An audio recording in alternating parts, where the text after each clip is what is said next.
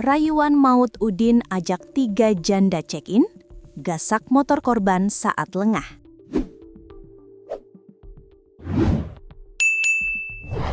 Rayuan maut Ahmad Syamsuddin alias Udin, 42 tahun, rupanya membuat 3 janda bertekuk lutut.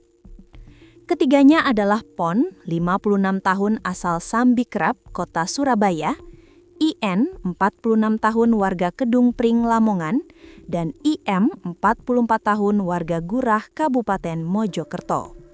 Mereka termakan rayuan Udin yang mengajak check-in di penginapan. Nahas, saat lengah, justru motor korban dibawa kabur.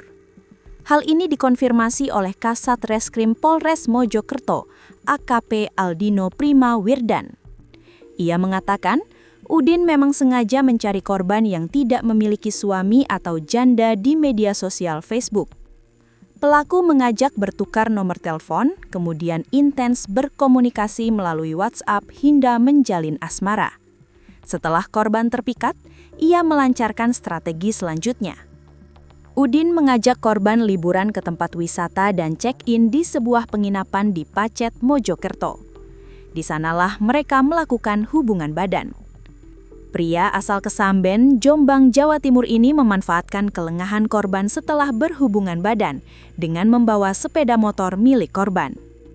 Kita sudah menerima 3 laporan terkait aksi dari pelaku ini dengan modus yang sama, yaitu 2 laporan di Polres Mojokerto dan 1 laporan di Polsek Blanggu, ujar AKP Aldino, dikutip dari Tribun Jatim, Rabu 15 April 2026.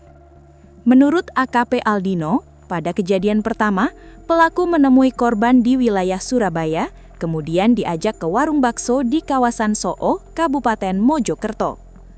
Pelaku berpura-pura meminjam sepeda motor korban, lalu membawa kabur kendaraannya, jelasnya. Menurutnya kejadian kedua, pelaku modal menjemput korban ke Kediri. Pelaku berboncengan dengan korban yang membawa anaknya. Pelaku mengiming-imingi korban liburan ke wisata dengan menyewa villa di Pacet.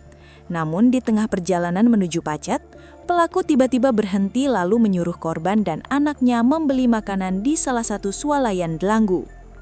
Pada saat korban dan anaknya masuk membeli jajan, pelaku membawa kabur sepeda motornya, ungkap Kasat Reskrim.